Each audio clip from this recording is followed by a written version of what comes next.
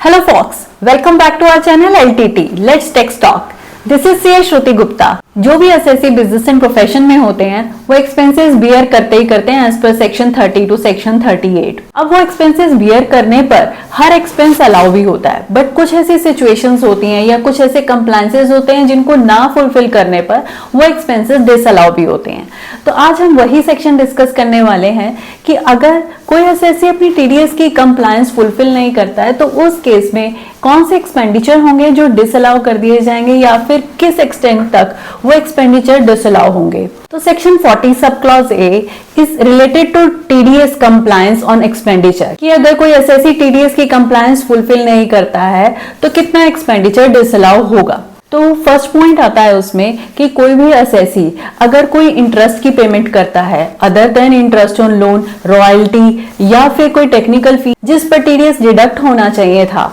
और वो जो पेमेंट है वो किसी नॉन रेजिडेंट को दी जाती है या फिर इंडिया में दी जाती है बट किसी नॉन रेजिडेंट को दी जाती है, तो उस केस में अगर एसएससी ने टीडीएस डिडक्ट नहीं किया है या फिर डिडक्ट करने के बाद वो टीडीएस जमा नहीं कराया तो उस केस में 100% एक्सपेंडिचर डिसअलाउ हो जाता है। सपोज करते हैं एक एसएससी है, उसने आउटसाइड इंडिया एक पेमेंट की है रॉयल्टी फीस की जिसके ऊपर टीडीएस डिडक्ट होना चाहिए था, but the SSC has not deducted that TDS and the amount of royalty fees is 10 lakh rupees. तो वो जो खर्चा एसएससी ने अपनी बुक्स में शो किया है 10 लाख रुपीस का रॉयल्टी के नेम पर, वो खर्चा बुक्स में तो अकाउंट फॉर होगा, मगर जब हम इनकम टैक्स पर्पसेस के लिए हम कैलकुलेशन करेंगे एक्सपेंडिचर की तो वो खर्चा पूरा 10 लाख डिसअलाउ हो जाएगा, 100% डिसअलाउंस होगा। अब बात आती है क्या ये हमेशा के लिए ही डिसअलाउ हो जाएगा? नहीं, जब एसएससी अपने इस खर्चे पर जितना भी टीडीएस डिडक्ट होना चाहिए था अगर वो डिडक्ट करके जमा करा देता है जिस भी फाइनेंशियल ईयर में जमा कराएगा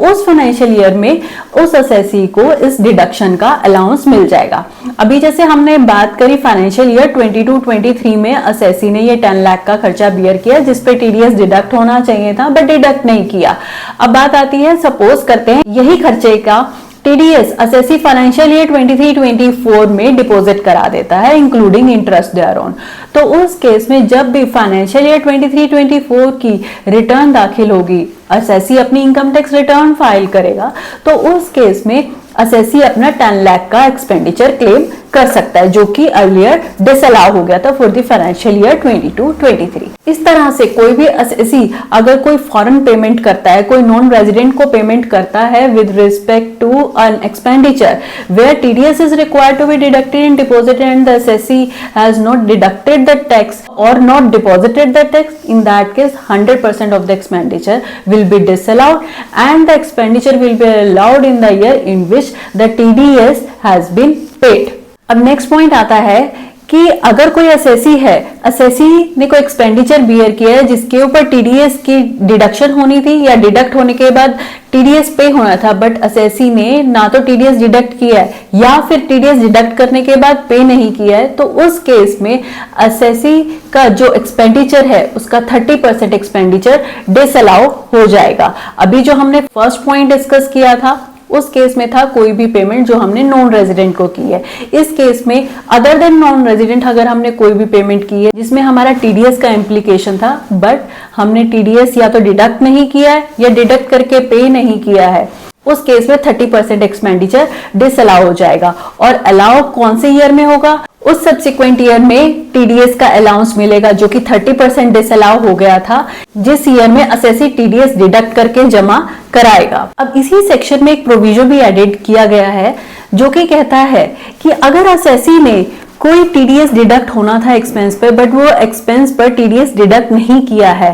and the SSC is not in default as per section 201 subsection 1 then that expenditure will be allowed to 100%। उस केस में कोई भी डिसअलाउंस नहीं होगी। तो अब बात आती है सेक्शन 201 सबसेक्शन 1 क्या कहता है कि अगर कोई एसएससी ने टीडीएस डिडक्ट नहीं किया है या डिडक्ट करके पे नहीं किया है फिर भी वो डिफॉल्टर नहीं माना जाएगा अगर डिडक्टी ने अपनी इनकम टैक्स रिटर्न फाइल कर दी है और इनकम टैक्स रिटर्न फाइल करते समय जो वो इनकम हुई है उसे जिस पे टीडीएस डिडक्ट होना चाहिए था वो इनकम को कंसीडर किया है और उस इनकम पर पूरा टैक्स पे किया है। क्योंकि गवर्नमेंट को अपना पूरा टैक्स सेव करना है। वो टैक्स जो कि टीडीएस डिडक्ट होना चाहिए था डिडक्टी का, मगर डिडक्टी ने उसका पूरा इनकम टैक्स पे कर दिया है, तो इस कारण वो असेसी जो कि डिडक्टर है